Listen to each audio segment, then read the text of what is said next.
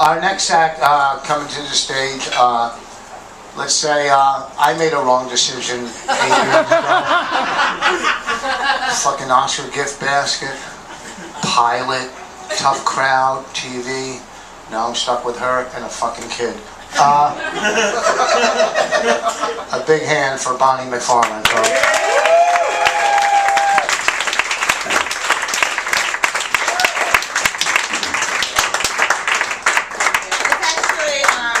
It's an honor to be on a roast with Rich Voss. It's an honor to be on a roast. It's not every day you get to be on a roast with somebody from the original Dean Martin roast. This is pretty amazing. Good to know you're still emceeing after 50 years in the business. Anyway, really knocking it to the next level. Woo! You're the Jeff Ross of untelevised roasts.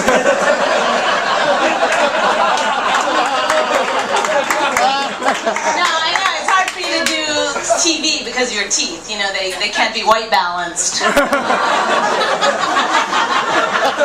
I will say it's fun to watch Rich on a roast. He's like a little angry dog. He's like a little angry rabbit dog. He's like Cujo, you know what I mean? Like, he drools a lot. He's gonna die soon. But I'm not here to make fun of Rich. I can do that anytime. The thing is, Rich, people are going to make fun. They're going to make jokes about your small hands, about your stupidity, your age, your stupidity. Let me just clear up some misconceptions. Rich does not tan. He really doesn't. He's that color. That's an age spot.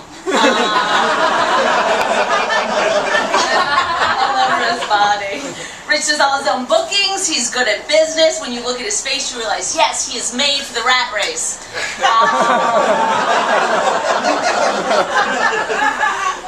I don't know. No. There's so many of them for him. Look, I married you because I love you, Rick Voss, or whatever your name is. The truth is, I have a type. I mean, who knows what might have happened if I'd met Otto and George first. I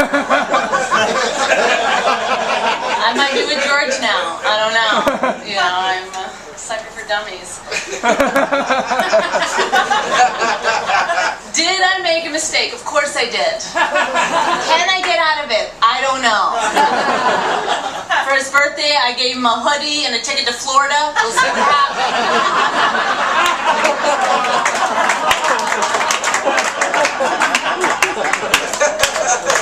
It's not like there's a whole lot of better prospects. I mean, you know, this room is filled with comedians, and I'll be honest, I haven't seen this many hard-to-look-at people since 10 minutes after Japan's nuclear explosion. It's like a Shrek family reunion.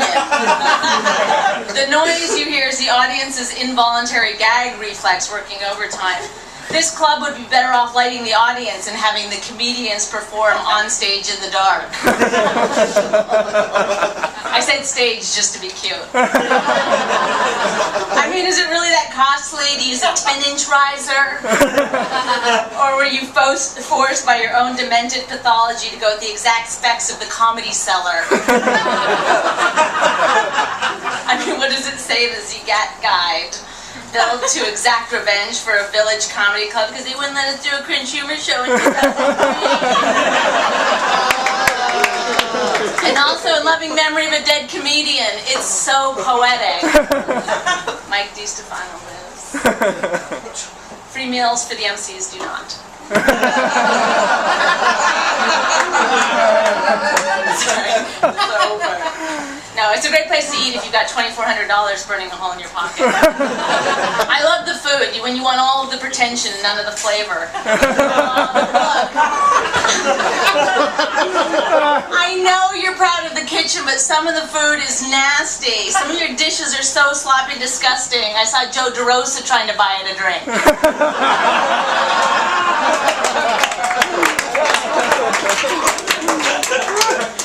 Sherrod Smalls is here. Sherrod, you still here? Yeah, congratulations. I know you got a small part on CSI. He'll be playing the bloated body that they fish out of the river. He looks like my everyday tampon right before it's flushed. Keith Robinson, I'm going to do all of my black comedians in one area. No, he was supposed to be here, but I don't know. I'm glad he's not, because that laughing, his laughter, it's so horrible. I'd rather listen to my daughter drowning. At least Keith Robinson had the good sense to, you know, stick his head up Wanda Sykes' ass. You know, she throws him a bone once in a while, lets him open for her. What's up with all those fucking other idiots that sit around in the cellar that are trying to grab onto Colin Quinn's coattails? Do they not understand the premise of a one-man show? I was gonna do some Nikki jokes. Do them. Well, I'm glad she's not here, because if she was here, that would be the worst career decision, since Artie Lang stabbed himself in the gut 9 times. I mean, 5 times would have been funny, but 9, it's like, we get it.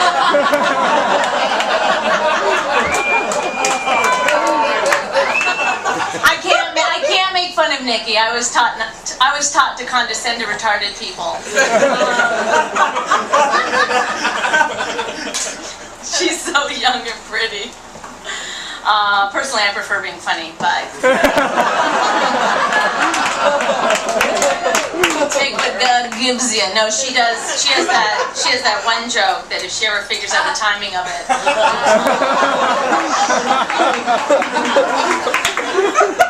Now I want to make jokes about her hair because I feel like she wears that ironically. No one would ever leave the house with that hair on purpose.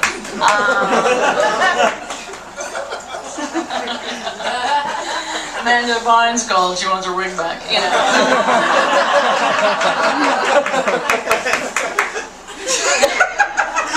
I know that you guys date. That's the thing about Nikki, is that she's like looking for love, but she dated you. Weird, you know, because I can't imagine she looked at you and was like, I just can't imagine her looking at you and thinking like, oh, he's the one. You know? I mean, there's some red flags. You're shaped like a question mark.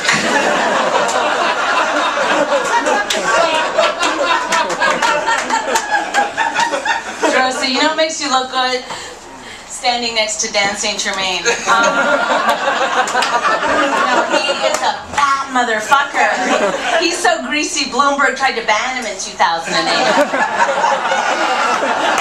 Dan, it looks like gout spread to your neck. You're so fat your beard doesn't fit. Dan loves olive oil because that's how he gets in and out of his car. I can't, there's so many. When his mom gave birth to him, she had to have a C, D, E, and F section. When he walks, his inner thighs get rubbed more than John Travolta's dick by a reluctant masseuse. His apartment has stretch marks.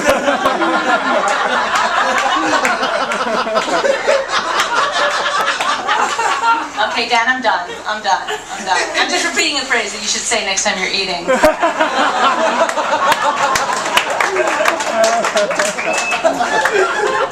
Did Mark Norman show up yet? No. Fuck him.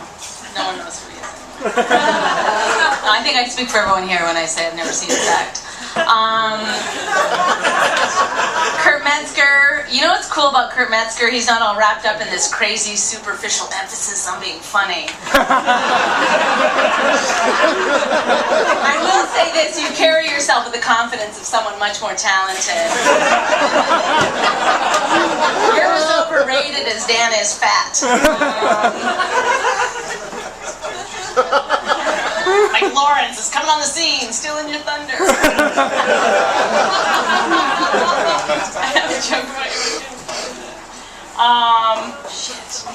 No, I know, because you were raised born again Christian, so you were never allowed to celebrate anything, or you never got any presents, and I feel like he still harbors such resentment, which is why he refuses to give the gift of laughter.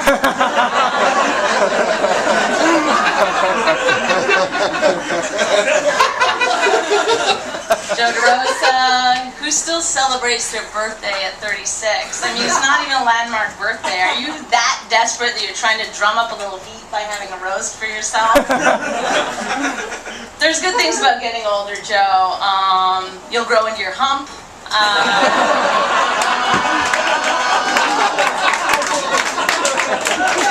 It's weird, you know. I don't mind getting older, I just don't want to be whatever Aisling Koplitz is. How old is she? How old is she? Like 40, sick in the head? She hasn't had an easy life. She was molested as a child. Lynn, of course, overcame that, went on to do great things. Her molester, however, still suffers from post-traumatic stress disorder. DeRosa has had to overcome so much. He still sees his audience as his birth parents, you know, walking out on him.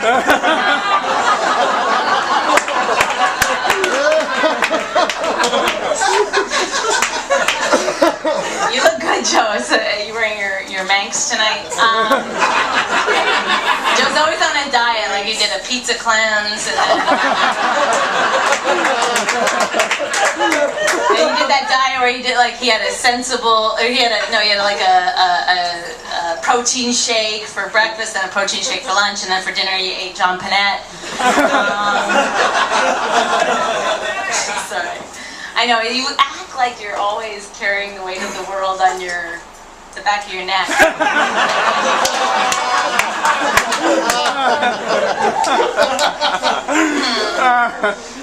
Jokes aside, Joe DeRosa is very funny, not intentionally.